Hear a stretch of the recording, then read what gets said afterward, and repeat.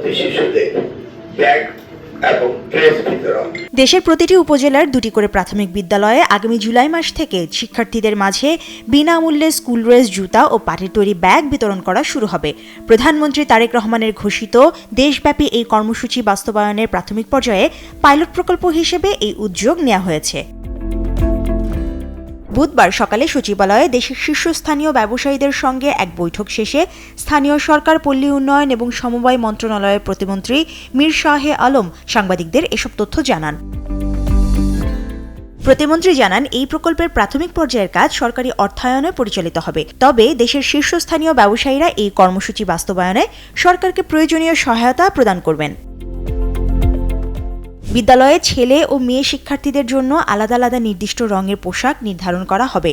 দেশের সব অঞ্চলের ছেলেদের জন্য একই রঙের এবং সব মেয়েদের জন্য একই রঙের ড্রেস থাকবে। ড্রেসের পাশাপাশি শিক্ষার্থীদের পাটের তৈরি ব্যাগ ও জুতা দেয়া হবে।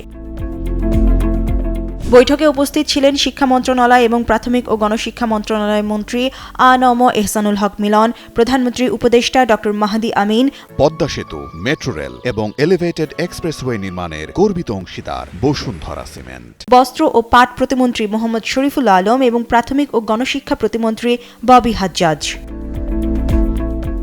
ব্যবসায়ীদের মধ্যে উপস্থিত ছিলেন বিজিএমই এর প্রেসিডেন্ট মাহমুদ হাসান খান, বিকেএমই এর প্রেসিডেন্ট মোহাম্মদ হাতেম, বসুন্ধরা গ্রুপের ভাইস চেয়ারম্যান ও Safwan Bashundhara global chairman Safwan Sobhan, jute association of বাংলাদেশের chairman Khandaker Alamgir Kabir, leather sector industry skills কাউন্সিলের সিইও ও leather goods and footwear manufacturers and exporters association of বাংলাদেশের সভাপতি মমিনুল আহসান, বাংলাদেশ টেক্সটাইল মিল অ্যাসোসিয়েশনের সভাপতি Shawkat Aziz Russell, apex jute mill লিমিটেডের চেয়ারম্যান শাহর নূর আবদাল এবং এপেক্স জুট মিল লিমিটেডের নির্বাহী পরিচালক আব্দুল মান্নান।